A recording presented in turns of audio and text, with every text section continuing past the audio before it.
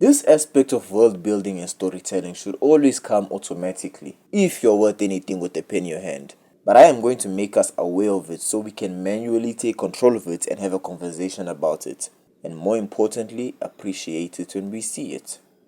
And even most importantly, we can ride Oda's meat more thoroughly. The aspect in question in today's Jeet chat is microplot and macroplot. Microplot being the plot as it follows a main character or more, basically the story. And macroplot being the plot as it follows the world, the politics and world building. No, this is not a conversation about the perspective you tell a story in. That's something else, but it is closely related.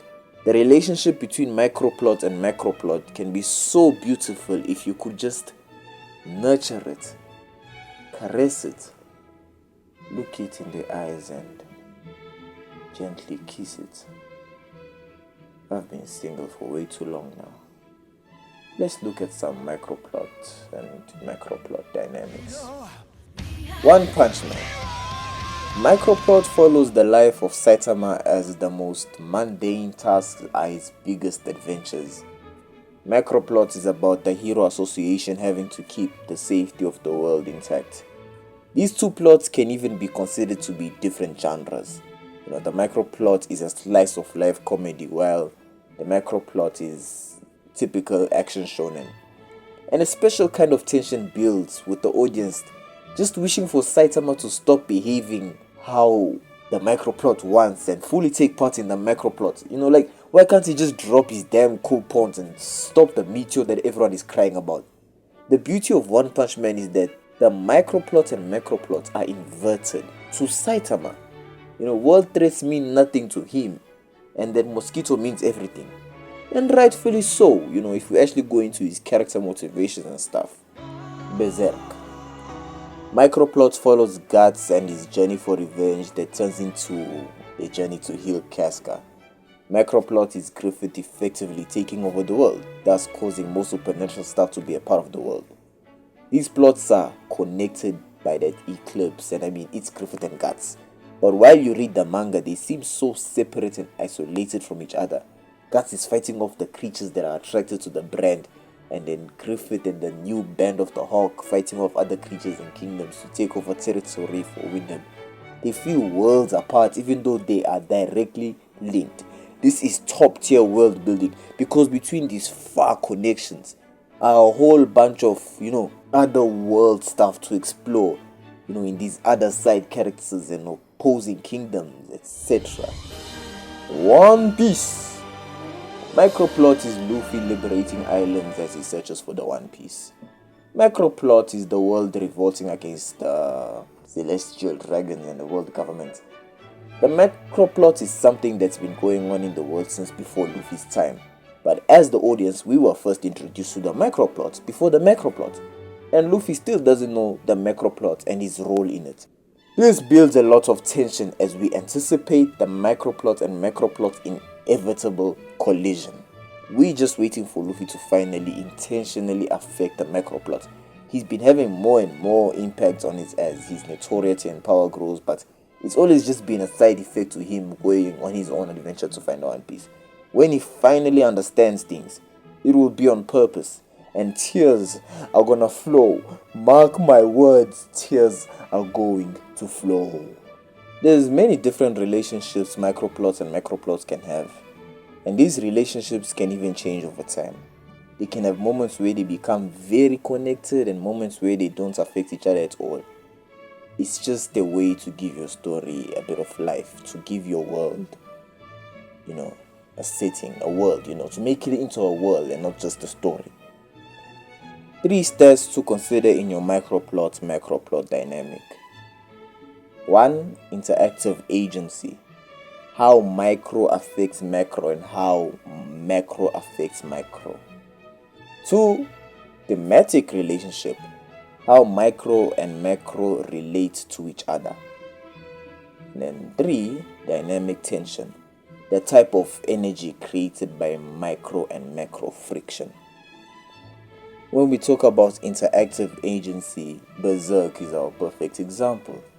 Because the macro plot, if we look at Griffith's storyline, how he's changing the world, it directly affects Guts because that brand he has on him. Not only did Griffith give him that brand, but the more Griffith changes the world, the more supernatural stuff starts to populate the world because of Griffith's actions. The more Guts have to fight off all these creatures that are after him because of the brand. The more apostles that Guts defeats, the less rivals Griffith will have when he's taking over the world. Yeah, interactive agency. They affect each other the more they actually act on each other. When you're reading Berserk, you don't really notice how much of the world Guts is affecting, because you actually read it, you feel isolated like from the rest of the world. And when you read Griffith's side of things, you feel like, damn, there's so much going on in the world and Guts is nowhere to be seen. But Guts is directly affecting this stuff, whether you know it or not. These things are interacting with each other and changing the paths that they each take. Now, when we talk about the thematic relationship, One Piece knocks it out of the park. You watch the Straw Hats do all they do. Every time they go to an island is oppressed, they defeat the big bad, they leave and everyone in the island is happy. You can see the theme is freedom, revolution. And when the world starts being revealed to you, the voice century and everything, you can see that the whole story, the whole world of One Piece is moving towards freedom. The thematic relationship is freedom. This is not mind-blowing stuff. This is stuff that everyone can see. And then when it comes to dynamic tension, One Punch Man is the role model. One Punch Man is the icon for dynamic tension between microplot and macroplot.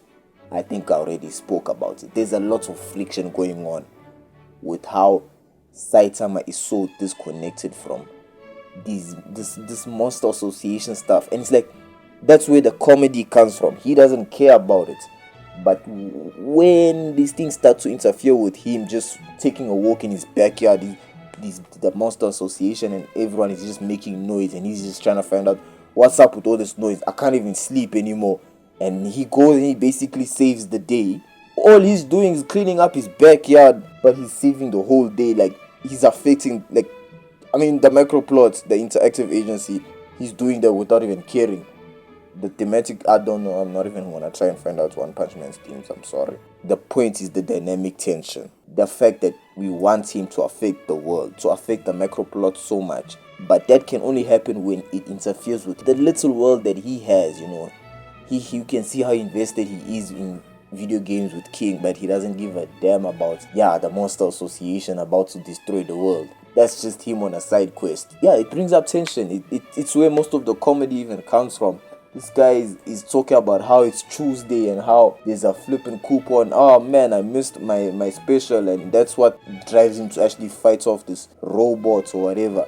Now, when I give these examples, I'm not saying that each of these shows only cover each of these stats.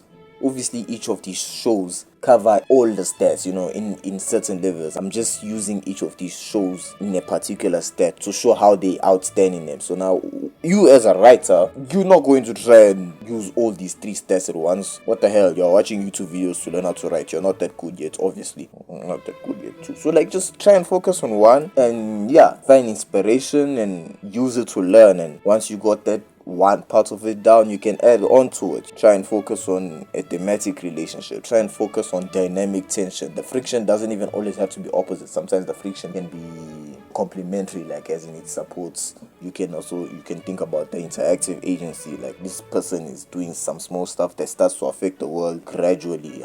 Black Clover, you could say that in terms of the microplots and macroplots, they are directly connected. When you think about how the Wizard King was telling Asta, and that it's merit that's gonna get them the position of the Wizard King, and you see how nobody gives a damn about Asta and all that, but in the final arc he's basically the battery that's holding everything together, and he's basically like the big plot started to actually revolve around him when Devil started to come into play. But before, he was just another soldier. Find different ways to use the different stats. If you can combine them, obviously, yes, good idea. Combine them, but make sure at least one is a standout. I think you've played RPGs before. If you have 9 points in total, you wanna have 3-3-3 division. Nothing's gonna stand out, You wanna have a nice 7-1-1, 6-4.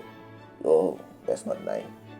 621. Yeah, just 522. Have something that stands out, and that's how you actually gonna go far with your own story. If you wanna balance everything out, you can try, but not if nothing stands out, why do we care? If you can think of other microplot dynamics, comment them in the below.